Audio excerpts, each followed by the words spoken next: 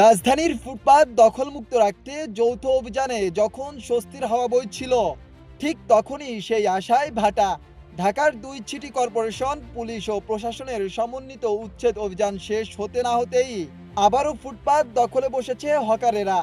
ফলে পুরনো চিত্রেই ফিরছে নগর জীবন। হাঁটার পথ এখনো বাধাগ্রস্ত, ভোগান্তিতে পথচারীরা। উচ্ছেদ অভিযানের সময় নগরবাসী আশা করেছিলেন এবার হয়তো ফুটপাত ফিরে পাবে তার প্রকৃত ব্যবহার, কিন্তু বাস্তবতা বলছে ভিন্ন কথা।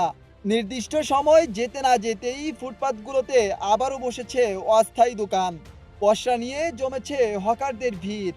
ফলে হাঁটার জায়গা সংকুচিত হয়ে পড়েছে। অনেক ক্ষেত্রে পথচারীদের বাধ্য হয়ে নামতে হচ্ছে ব্যস্ত সড়কে। তবে এই সমস্যার স্থায়ী সমাধানে উদ্যোগ নিয়েছে ২ সিটি কর্পোরেশন।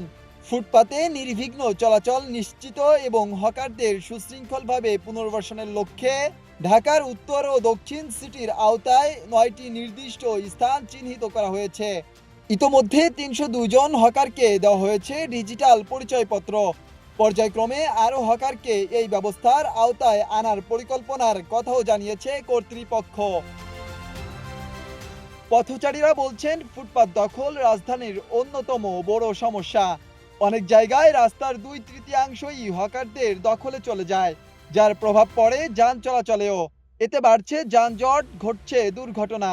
তাদের মতে ফুটপাত মানুষের হাঁটার জন্য, এখানে অন্যর ক্ষতি করে ব্যবসা করা গ্রহণযোগ্য নয়। দেখুন, ফুটপাত বাংলাদেশের যে অন্যান্য সমস্যাগুলোর মধ্যে একটা অন্যতম প্রধান সমস্যা। কারণ ফুটপাতের কারণে আপনি দেখবেন যে আমাদের রাস্তা কিন্তু প্রস্থ একদম খুব বেশি কম না। আমাদের গাড়ির যতগুলো আছে রাস্তায় যদি ঠিকভাবে চলাচল করতে পারে সেক্ষেত্রে কিন্তু খুব ভালোভাবে চলতে পারবে। কিন্তু আপনি দেখেন খেয়াল করে রাস্তার ৩ ভাগে ২ ভাগ ফুটপাত দখল করে রাখে। মানে ওরা অর্ধেকের বেশি দখল করে রাখে এবং ওই যে ফুটপাতের জন্য আপনার মানুষজনের আর এখানে চাপ বাড়ে, যার কারণে গাড়ি চলতেই পারে না। ফুটপাতে যারা বিজনেস করে এটার সংখ্যাটা কিন্তু অনেক অনেক বেশি। তো একেবারে এটা উচ্ছেদ করা মনে হয় না সম্ভব। ভাই যেটা বলছে, একটা নিয়মের মধ্যে এনে যারা নিয়মটা ফলো করতে পারবে তারা বসতে পারবে একটা নির্দিষ্ট স্কেডিউলের ভিতরে, এই টাইম টু এই টাইম এটা হইতে পারে, বা সরকারকে যে ডাইরেক্ট ট্যাক্স দেওয়ার ব্যাপারটা।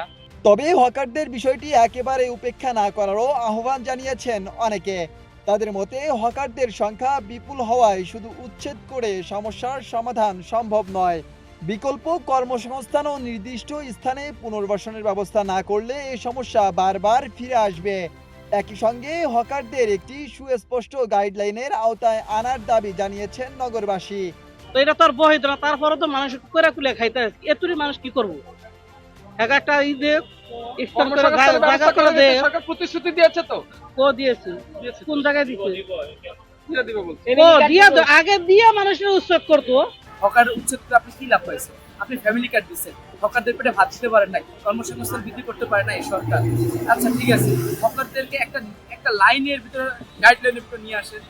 গাইডলাইনের ভিতরে আনলে ওরা করে খাক, ওদের বেকার না হয়, চুরি ডাকাতি খুন রাহাজারি চিন্তায় এইগুলো যেন না বাড়ে। বিশেষজ্ঞদের মতে টেকসই সমাধানের জন্য প্রয়োজন সমন্বিত পরিকল্পনা, যেখানে পথচারীর অধিকার ও হকারদের জীবিকার মধ্যে ভারসাম্য রক্ষা করা হবে। না হলে উচ্ছেদ দখল চক্রেই আটকে থাকবে রাজধানীর ফুটপাত।